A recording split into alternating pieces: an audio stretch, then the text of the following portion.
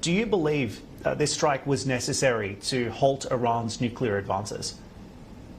I do believe that this strike was necessary. A civilian program doesn't need facilities buried under mountains.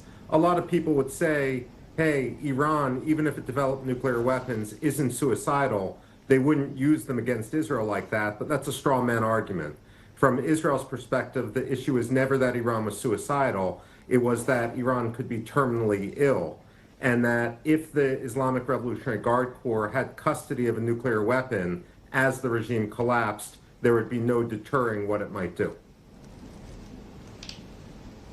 Indeed. So the focus in the region right now is what could potentially happen next. As you've heard, Iran has been promising everlasting consequences. So how credible is this threat of asymmetric retaliation now, particularly against any US assets or infrastructure here?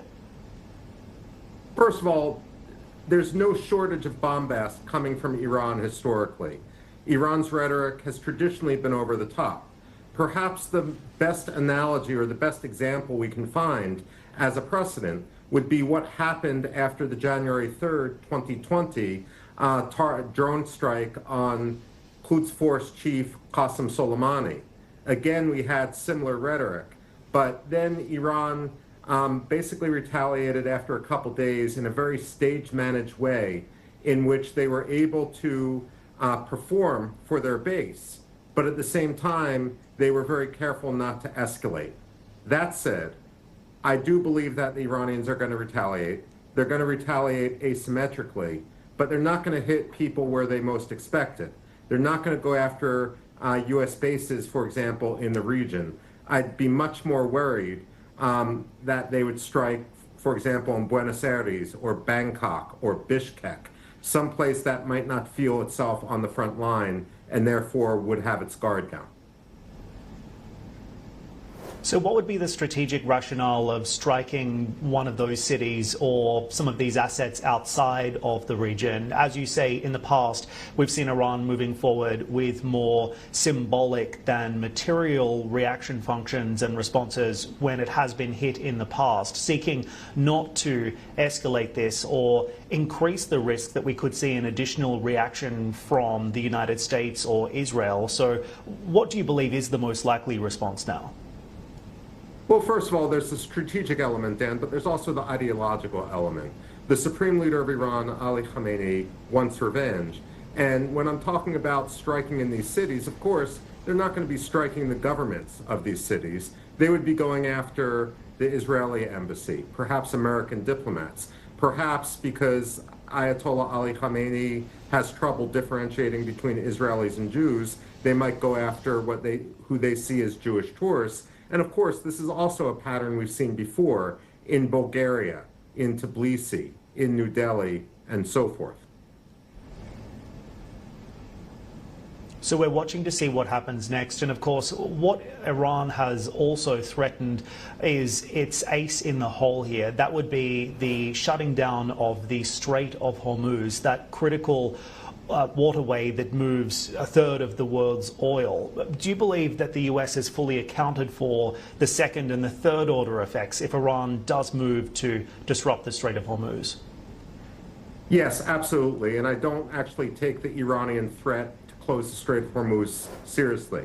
Firstly, they can't do that for more than about a day. They simply don't have the military power to keep it closed.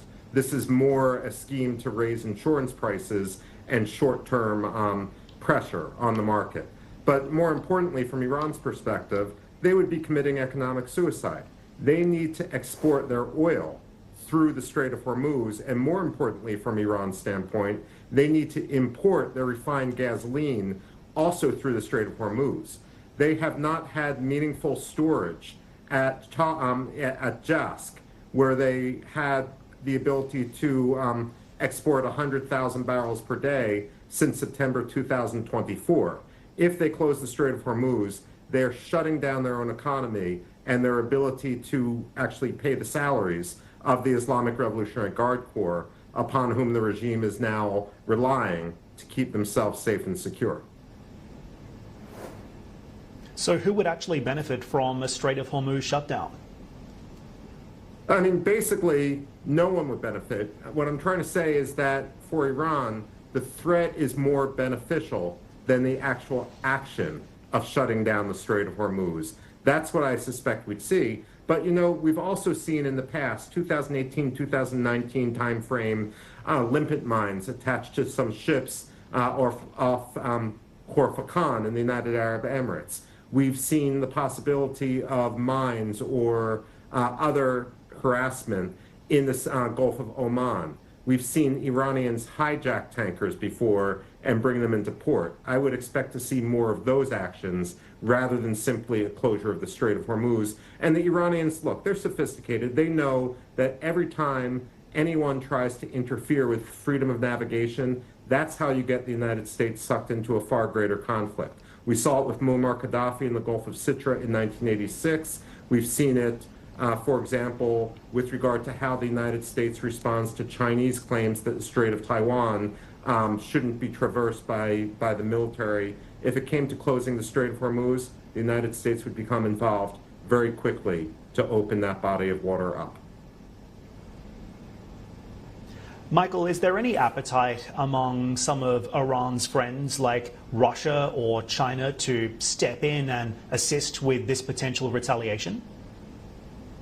I don't believe there's that much appetite. When it comes to Russia, of course, we hear a lot of rhetoric, but Russia really does have its hands full in Ukraine, and therefore the ability of Russia to help other than diplomatically is quite limited. Now, Dmitry Medvedev, the deputy head of Russia's National Security Council, and of course a former president himself, has suggested that perhaps other countries, he didn't name them, but Russia maybe, North Korea, could provide Iran with a ready-made nuclear weapon. That would be a very dangerous precedent that I don't think Russia would actually undertake, simply because the West could do the same thing with regard to Ukraine. And Michael, all of this also tied together with how the US regional allies are responding as well. What does this mean for the likes of Saudi Arabia and the UAE, which have also moved in recent years to form their own ties and relations with Iran? Well, look, when you're neighboring Iran, you need to have ties with them. You need to have relations. You need to have back channels and communication. And I strongly suspect, and actually I more than suspect, that there are messages going back and forth right now to try to deconflict the situation. And again, these would probably lead to some sort of performative retaliation on Iran's part rather than a substantive retaliation.